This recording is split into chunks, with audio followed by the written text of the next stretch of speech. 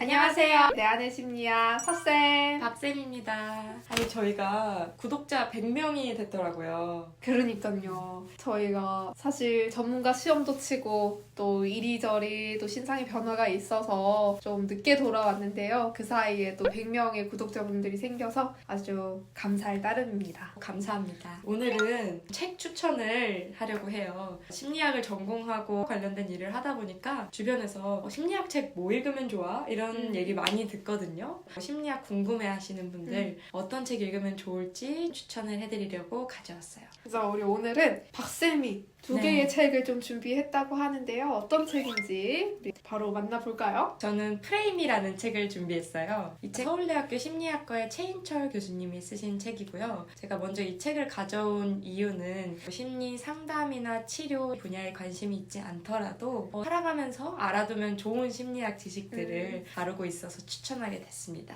이 책의 이름이 프레임이잖아요. 세상을 보는 창인 프레임이라는 하나의 구성 개념을 가지고 쉬운 사례들을 덧붙여서 이 상황을 재해석하는 프레임이라는 개념을 이해할 수 있게 설명한 책입니다. 다양한 관점에서 조망하는 프레임이라고 보면 될까요? 바로 맞아요. 그겁니다. 제가 네. 좀 구절을 하나 갖고 왔어요. 이제 이 챕터의 이름이 덕분에 즐거웠습니다. vs 덕분에 즐거우셨죠? 라는 건데요. 거기에 나오는 문구를 하나 읽어드리면요. 네. 친구가 자신의 가치관이나 인생관에 미친 영향력은 대단하지만 자신이 친구의 인생관이나 가치관에 미치는 영향력은 크지 않다고 지각하는 것으로 나타났다. 따라서 우리는 우리에게 영향력을 행사하고 있는 친구의 힘은 인식하면서도 우리가 친구에게 영향력을 주고 있다는 점을 간과하게 되는 것이다. 다른 사람이 나한테 미치는 영향력은 우리가 보통 크게 생각을 하는데 내가 다른 사람한테 미치는 영향력에 대해서는 크게 생각하지 않고 살아간다는 생각이 들더라고요. 이 책에 대해서 좀 총평을 해보자면요. 저희가 심리학자로서 봤을 때 인지행동치료라는 게 우리가 어떻게 세상을 보느냐의 관점이 내 감정이나 행동에 영향을 미친다는 치료인데요. 예를 들어 컵에 물이 반 컵 정도 있으면 물이 반이나 있네? 라고 생각할 수도 있고 물이 반밖에 없네 라고 생각할 수도 있잖아요. 물이 반이나 있네 라고 하면 우리가 행복할 수도 있고 좀 뜻밖의 기쁨일 수도 있고요. 근데 물이 반밖에 없네 라고 하면 실망감이 들 수도 있겠죠. 이런 식으로 우리가 살아가는데 다양한 요소에서 이 프레임이라는 것이 영향을 미치게 됩니다. 그래서 이 여러 가지 프레임에서 현상을 바라봄으로써 우리가 살아가는 세상을 좀 더 잘 이해할 수 있게 했다는 점에서 저는 이 책을 추천하고 싶었고, 그리고 제가 두 번째로 가져온 책은요. 저는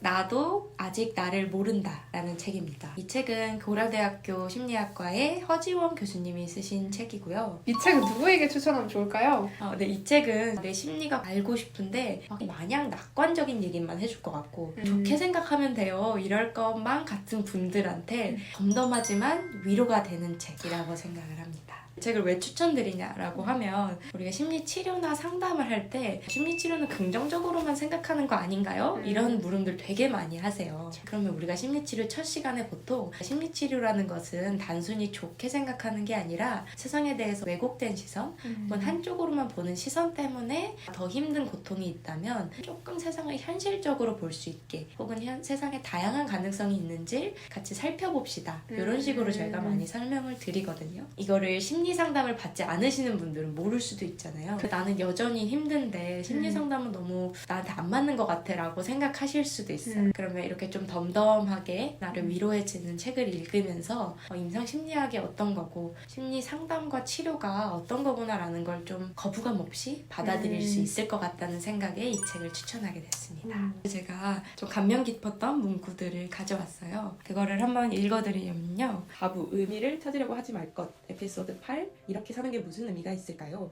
최근의 치료 트렌드는 우울에 맞서 당당하게 싸우겠다가 아니라 왔어?에 가깝습니다. 우울을 환영하라는 뜻은 아닙니다. 그런 쓸데없는 정신승리가 어디 있겠어요.